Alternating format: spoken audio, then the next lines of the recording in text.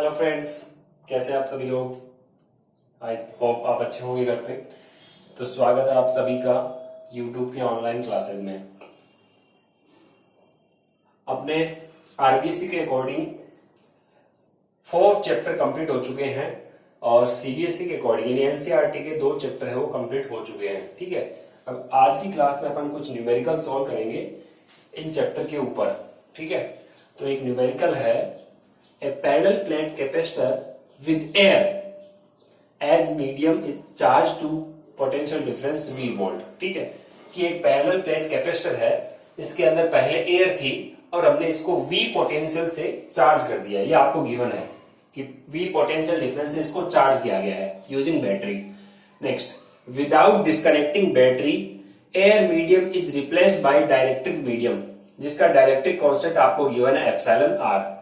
ठीक है, तो बिना यहां से बैटरी को हमने डिस्कनेक्ट किए, कैपेसिटर को ऐसे कैसे रखा है, बैटरी ऐसी कैसी है। ठीक है, अब हमने यहां डाइलेक्ट्रिक मीडियम इंसर्ट करा दिया है और इसका डाइलेक्ट्रिक कांस्टेंट है एप्सिलॉन आर।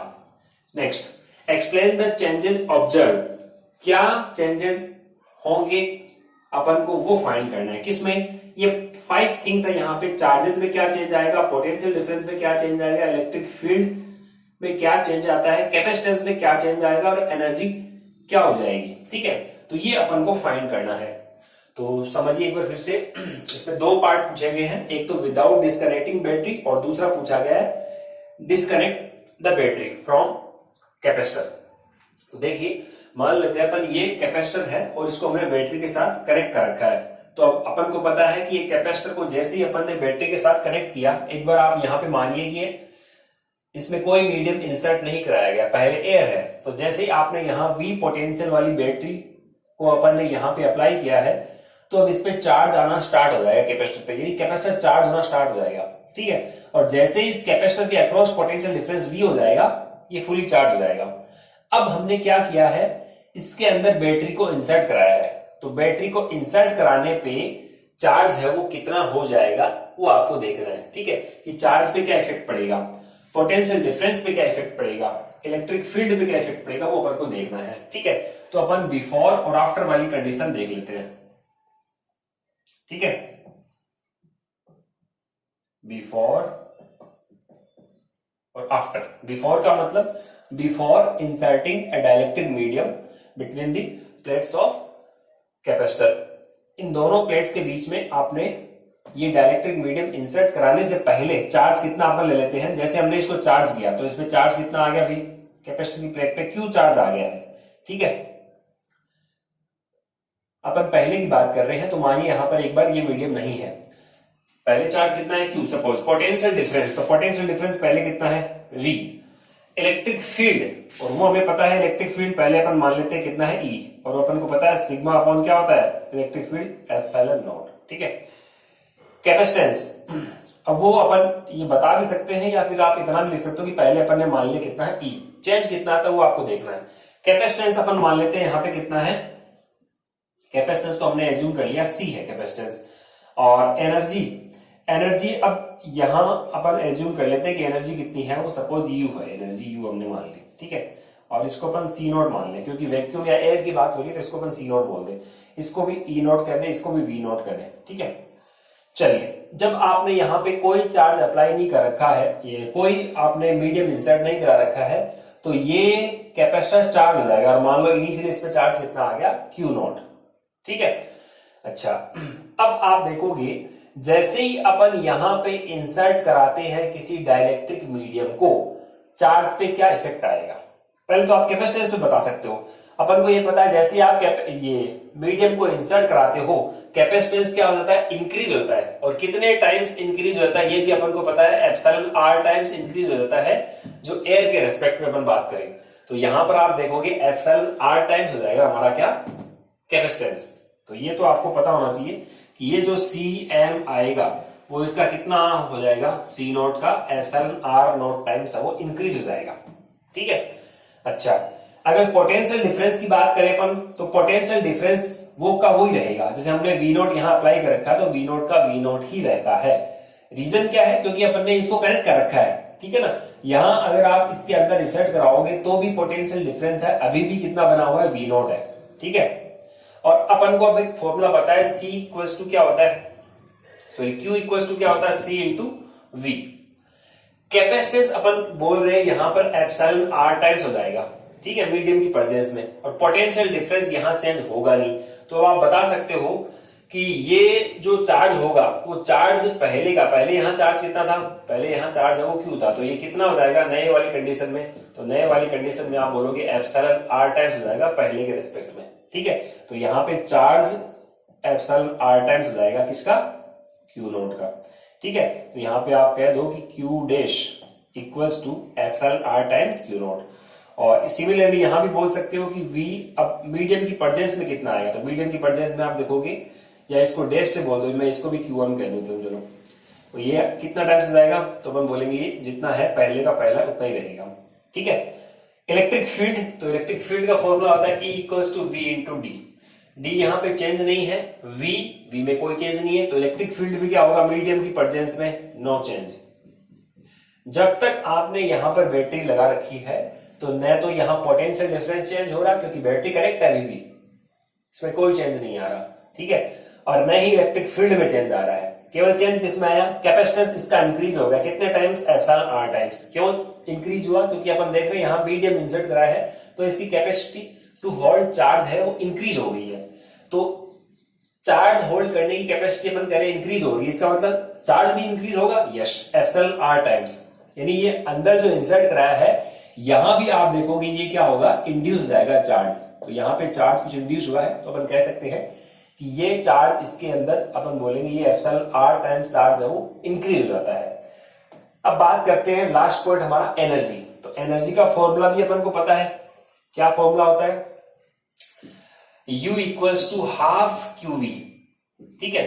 अब अपन कहते हैं पोटेंशियल डिफरेंस में कोई चेंज आता नहीं है, ओनली किस में चेंज आता है, चार्ज में। चार्ज कितना टाइम्स हो जाएगा, एप्सिलॉन R टाइम्स। तो सिमिलरली आप यहां पे देखोगे एनर्जी भी मीडियम की प्रेजेंस में क्या हो जाएगी, एप्सिलॉन R टाइम्स इंक्रीज हो जाएगी, ठीक है ना। या आप इस फॉर्मूले से भी कर सकते हो कि U equals to half CV square. Potential में कोई चेंज नहीं है, ओनली कैपेसिटेंस में चेंज है, तो capacitance half epsilon R times increase हो रहा है, तो यहां पर एनर्जी भी क्या हो जाएगी, एप्सिलॉन R टाइम्स इंक्रीज हो जाएगी, ठीक है। तो ये हमने यहां पे फर्स्ट वाला जो ए पार्ट था उसको हमने सॉल्व कर लिया। इसे देखिए, ये एक कैपेसिटर था, इसको हमने बैटरी के साथ कनेक्ट किया, और बीच में मीडियम क्या है, एयर है। स्टार्टिंग में मीडियम कैसा था, एयर। तो बिफोर चार्ज कितना है कैपेसिटर पे, Q0। जैसे आपने पोटेंशियल डिफरेंस ये लगाया, ये Q0 था, ठीक है। ये स्टार्टिंग की अपन बात कर रहे हैं, ये V0 अप्लाई किया तो ये Q0 था स्टार्टिंग में, तो यहां ये स्टार्टिंग की बात है। फिर पोटेंशियल डिफरेंस यहां V0, तो इसके अक्रॉस V0 था, इलेक्ट्रिक फील्ड E0 था, कैपेसिटेंस का C0 था, पोटेंशियल एनर्जी U0 थी। अब जैसे ही आपने मीडियम इंसर्ट कराया एप्सिलॉन R डाइलेक्ट्रिक कांस्टेंट का, चार्ज इंक्रीज हो गया, कितने times, epsilon R times. Potential no change, क्योंकि बैटरी के साथ कनेक्ट है, पोटेंशियल में कोई चेंज नहीं आता। इलेक्ट्रिक फील्ड में भी कोई चेंज नहीं आएगा, तो इन दोनों में कोई चेंज नहीं है। बाकी आप देखोगे capacitance epsilon R times increase होगा, और एनर्जी भी एप्सिलॉन R टाइम्स इंक्रीज हो जाती है।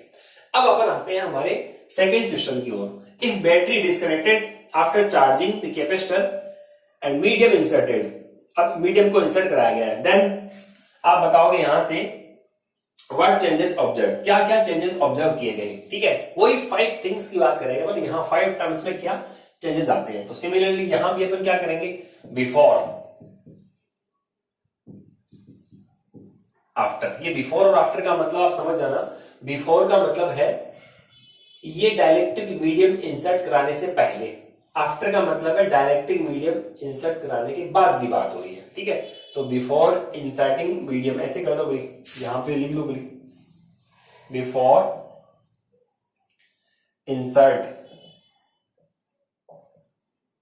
Inserting dielectric medium, D for dielectric, M for medium.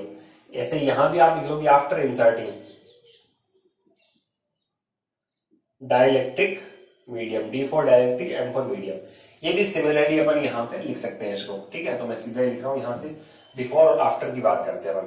तो पहले अपन मान लेते हैं जब एयर थी, ठीक है, अब हमने क्या किया है कि इसको चार्ज कर दिया, इसको हमने यहाँ बैटरी के साथ कनेक्ट किया और इसको चार्ज कर दिया। इसमें चार्ज कितना आ गया, मान लो क्यू नॉट आ गया, स्टार्टिंग में चार्ज कितना आ गया, क्यू नॉट था, ठीक है। पोटेंशियल डिफरेंस कितना था, वी नॉट, इलेक्ट्रिक फील्ड कितना हो गया, ई नॉट, और ये कितना था, सी नॉट, और एनर्जी कितनी थी, एनर्जी अपन बोल देंगे यू नॉट। ये इनिशियल कंडीशन में जब आपने इसको बैटरी के साथ कनेक्ट किया और चार्ज किया।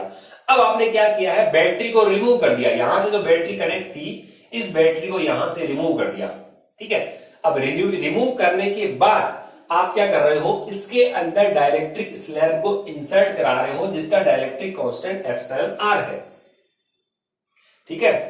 तो एप्सिलॉन आर डाइलेक्ट्रिक कांस्टेंट की स्लैब को अगर हम इंसर्ट कराते हैं तो अब आपसे पूछा गया है चार्ज कितने टाइम्स हो जाएगा।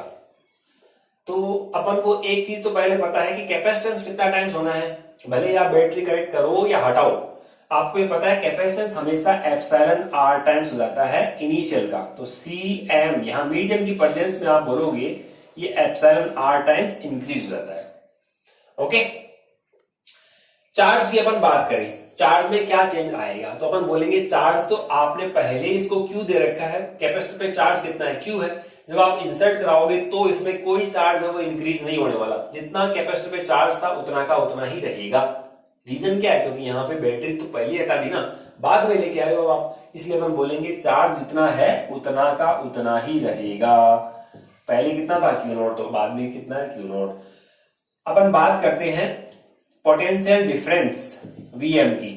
तो पहले पोटेंशियल डिफरेंस वी नॉट था, जैसे ही आप डाइलेक्ट्रिक स्लैब को इंसर्ट कराओगे अब यहां पे आप देखोगे कि इसमें एक इस इलेक्ट्रिक फील्ड के अपोजिट डायरेक्शन में इलेक्ट्रिक फील्ड बनेगा, जिसके कारण इलेक्ट्रिक फील्ड भी कम होगा, पोटेंशियल डिफरेंस भी क्या हो जाएगा, कम हो जाएगा।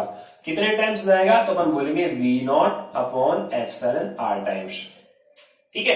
क्योंकि आपको फॉर्मूला पता है V इक्वल्स टू होता है Q अपॉन C, Q में कोई चेंज नहीं है, लेकिन C कितना टाइम्स हो गया, एप्सिलॉन R टाइम्स। तो आप देखोगे यहां C की जगह हटा के क्या लिखोगे, epsilon R times C not. तो मीडियम की प्रेजेंस में अगर आप देखोगे तो ये तो हो गया आपका क्या, V नॉट, तो पहले का कितना हो गया 1 upon epsilon R times. Similarly अपन जानते हैं कि अगर पोटेंशियल डिफरेंस डिक्रीज हुआ है तो इलेक्ट्रिक फील्ड भी क्या हो जाएगा, डिक्रीज होगा, और ये एयर के रेस्पेक्ट का 1 अपॉन एप्सिलॉन आर टाइम्स हो जाएगा, ठीक है। क्योंकि आपको फॉर्मूला पता है V equals to E into D, ठीक है। जब V चेंज हो रहा है तो E भी क्या हो जाएगा, चेंज हो जाएगा, ठीक है। चलिए नेक्स्ट, सी नॉट, कैपेसिटेंस की अपन बात करें, ये तो एप्सिलॉन आर टाइम्स हो गया, पहले बता दिया। एनर्जी की अपन बात करते हैं, तो एनर्जी के लिए हमारे पास फॉर्मूला है कि U इक्वल्स टू, कौन सा भी फॉर्मूला अपन यूज कर सकते हैं, half Q into V. Charge में कोई चेंज नहीं आएगा, potential difference 1 upon epsilon R times हो जाएगा। इसका मतलब जो एनर्जी आएगी वो एनर्जी मीडियम की प्रेजेंस में जो एयर है उसका 1 अपॉन एप्सिलॉन आर टाइम्स हो जाएगा, बस। तो ये हमने यहाँ पे जब बैटरी की जरिए हमने इस कैपेसिटर को पहले चार्ज किया, चार्ज करने पे इसमें चार्ज क्यू नॉट आया, पोटेंशियल डिफरेंस वी नॉट बना, ई नॉट इलेक्ट्रिक फील्ड बना, सी नॉट यहाँ पर कैपेसिटेंस इसका था, एनर्जी इसमें स्टोर हुई यू नॉट। जैसे ही आपने डाइलेक्ट्रिक स्लैब को इंसर्ट कराया चार्ज उतना का उतना ही रहेगा, यहाँ पे पोटेंशियल डिफरेंस डिक्रीज हो गया 1 upon epsilon R times, electric field decrease हो गया 1 upon epsilon R times, C naught की वैल्यू अपन बोलेंगे कैपेसिटेंस इंक्रीज हो गई, मतलब यहाँ मीडियम की प्रेजेंस में एप्सिलॉन आर टाइम्स इंक्रीज हो गया, पोटेंशियल एनर्जी है वो डिक्रीज हो जाती है, ठीक है। पहले एनर्जी ज्यादा थी, बाद में एनर्जी डिक्रीज होगी। इधर उल्टा रहा कि जब आपने कनेक्ट ही कर रखा है तो पोटेंशियल एनर्जी अपन बोल रहे हैं पहले के रेस्पेक्ट में वो ज्यादा आती है, ठीक है। तो फाइनल माइनस इनिशियल करोगे तो ये वैल्यू नेगेटिव आ रही है, ठीक है। चलिए अब अपन यहां से यही कह सकते हैं अपन कि बाद में एनर्जी वो ज्यादा हो जाती है। तो अब आप देखोगे कि ये वाली एनर्जी ज्यादा हुई है, कहां से आ रही है एनर्जी इतनी ज्यादा, तो अपने बैटरी कनेक्ट कर रखी है ना, इस वजह से ये यहाँ पे स्टोर हो रही है, ठीक है। चलिए तो इस क्वेश्चन को आप यहाँ नोट कर सकते हो इसको, और ये इसका आंसर है, ठीक है। आप इसको नोट कर लीजिए। Okay, next question is 125 drops are charged to 200 volt potential. These droplets are combined to make a single drop. Calculate the potential energy of big drop. हमें पोटेंशियल एनर्जी फाइंड करनी है बड़ी वाली ड्रॉप की, and change in potential energy. तो इस type के question अपन ने पहले भी सोल्व किए हैं। 125 ड्रॉप्स मिलके एक बड़ी ड्रॉप बना रही है, तो अपन ये कह सकते हैं कि 125 ड्रॉप्स का जो वॉल्यूम होगा वो इक्वल होगा वन बिग ड्रॉप के वॉल्यूम के। ठीक है, यहां से अपन कैलकुलेट कर सकते हैं कि बड़ी वाली ड्रॉप की रेडियस कितनी है। ठीक है, फिर अपन फाइंड करना चाहते हैं पोटेंशियल बिग ड्रॉप का। तो बिग ड्रॉप का पोटेंशियल अपन, अगर ये ड्रॉप स्फेरिकल अपन मानते हैं, स्फेरिकल मान के चल रहे हैं, तो स्फेयर पे पोटेंशियल कितना आता है। अपन हम वाटर ड्रॉप मान लेते हैं, तो अपन को पता है कि किसी सॉलिड स्फेयर पे पोटेंशियल की वैल्यू कितनी आती है, KQ अपॉन R। तो उसके जरिए अपन इस क्वेश्चन को सॉल्व करेंगे। तो पहले तो अपन रेडियस की बात करते हैं। तो इस क्वेश्चन का आंसर देखो अपन कैसे देंगे। अपन देखें तो volume of big drop equals to 125 times, यानी अपन ये कह सकते हैं 125 multiply volume of one small ball. ठीक है, वन स्मॉल बॉल या ड्रॉप बॉल दो बॉल की बजाय। ठीक है, अपन को ये पता है कि 125 छोटी छोटी ड्रॉप्स है, उनको मिला के हमने एक बड़ी ड्रॉप बनाई है। तो बड़ी ड्रॉप का जो वॉल्यूम होगा वो इक्वल होगा 125 into volume of one small drop. ठीक है, तो बोलिए बड़ी ड्रॉप का वॉल्यूम कितना अपन लेंगे। तो ये वॉल्यूम स्फेयर है, तो स्फेरिकल के लिए अपन देखेंगे 4/3 pi capital R cube will be equals to 125 times volume of small drop कितना होगा 4/3 pi small R cube. 4/3 pi से ये 4/3 पाई कैंसिल आउट हो गया, तो यहां R cube equals to 125 R है। इसको मैं 5R होल पावर 3 लिख सकता हूं। ठीक है, क्योंकि इसकी ये पावर 125 होगी। तो यहां से R की वैल्यू, दोनों तरफ क्यूब रूट ले लो आप, दोनों तरफ क्यूब रूट लोगे तो ये यहां से 3 और यहां से 3 कैंसिल आउट होगा। तो ये आपका आंसर आएगा कि जो बड़ी ड्रॉप की रेडियस है वो छोटी ड्रॉप के कंपैरिजन में 5 टाइम्स हो जाएगी। ठीक है, ये फर्स्ट थिंग। अब अपन यहां से स्मॉल बॉल पर पोटेंशियल की बात करते हैं। तो अपन बात करें यहां पे पोटेंशियल ऑफ स्मॉल ड्रॉप।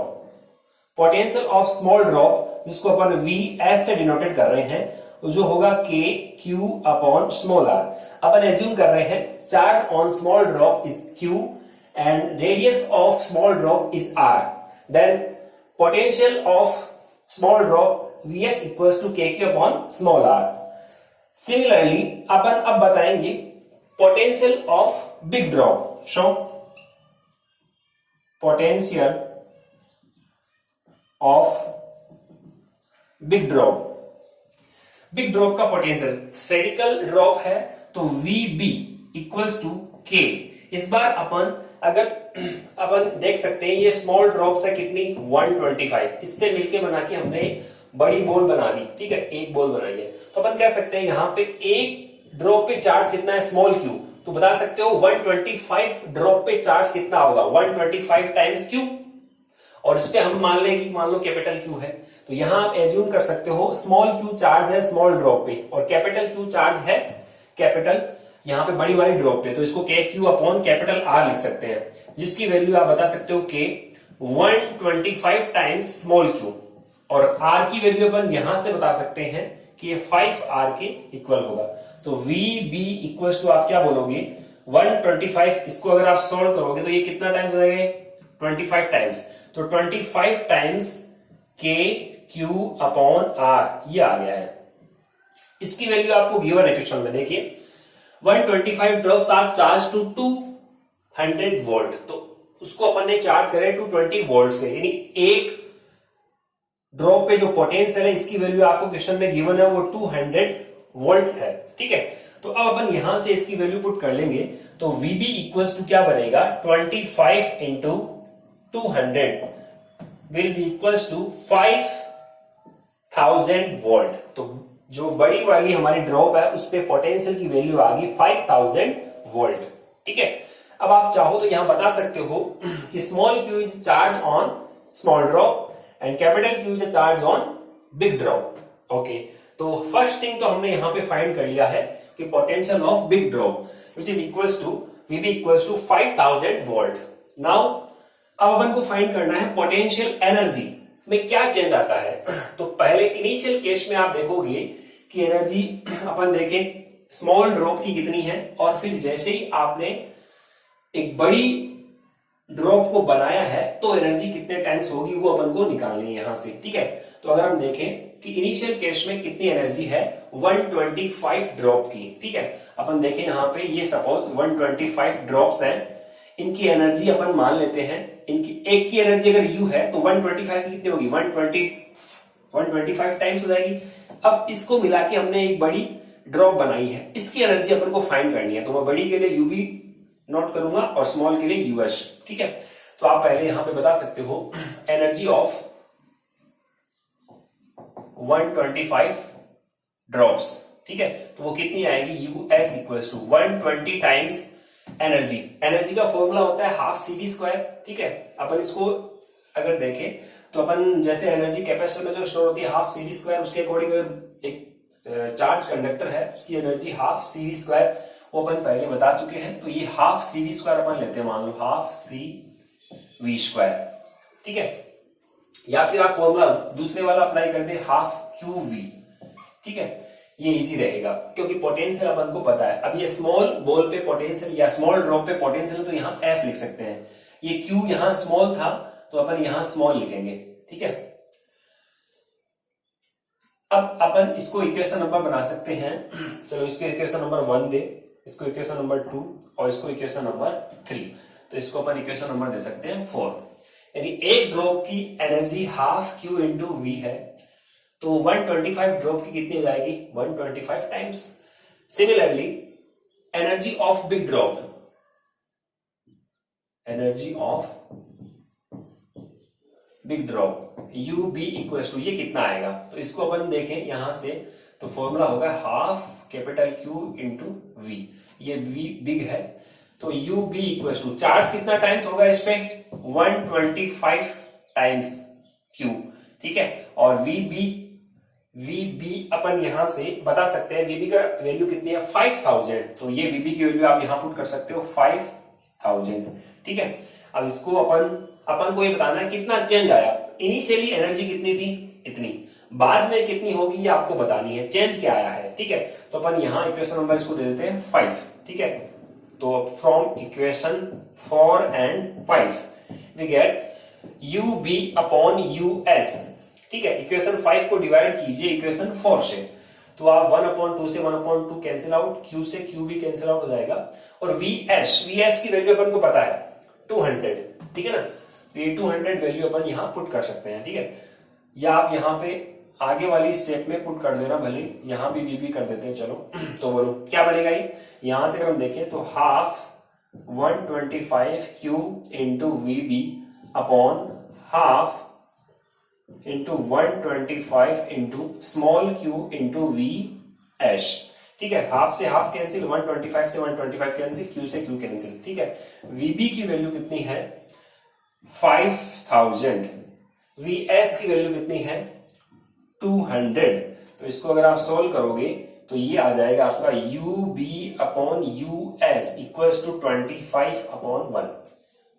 ठीक है, अब यहां से आप बता सकते हो कि जैसे ही आपने एक बड़ी ड्रॉप बना ली है तो बड़ी ड्रॉप की जो एनर्जी आएगी वो स्मॉल ड्रॉप के कंपैरिजन में कितने टाइम्स हो जाएगी 25 टाइम्स हो जाएगी। तो ये आपका फाइनल आंसर हो जाएगा। ठीक है, तो इस क्वेश्चन को आप नोट कर सकते हो।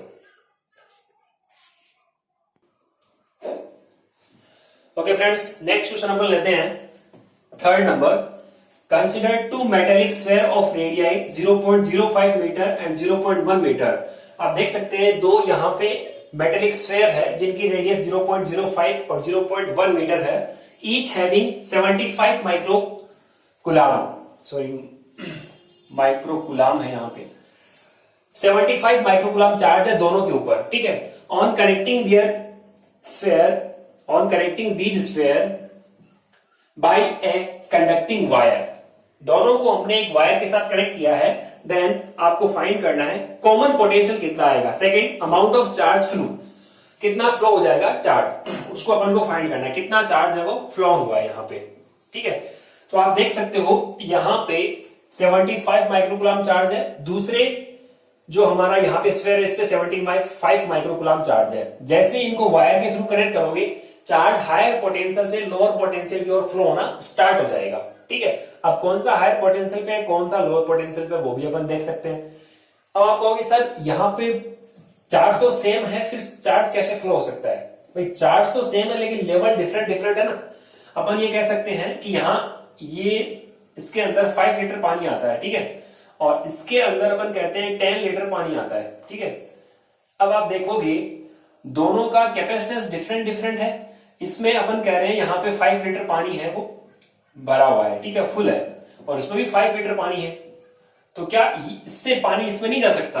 बिल्कुल जा सकता है, क्योंकि इसका लेवल हाई है, तो हाई लेवल से लोअर लेवल की ओर वाटर का फ्लो हो सकता है। सिमिलरली यहाँ पे हायर पोटेंशियल से लोअर पोटेंशियल की ओर चार्ज का फ्लो हो सकता है। ठीक है, तो अपन को पहले फाइंड करना है कॉमन पोटेंशियल कितना आएगा।